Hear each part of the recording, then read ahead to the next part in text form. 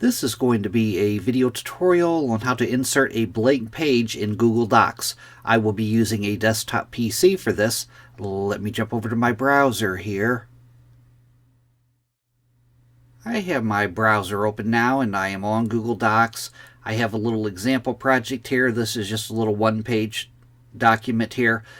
To insert a blank page in Google Docs, first thing you want to do is figure out where you want to insert the blank page. Say that I wanted to insert a blank page in front of my page that I'm looking at here. I would put my cursor at the very beginning of my document. Then I'll go up to the top, up to the Insert tab, click on Insert.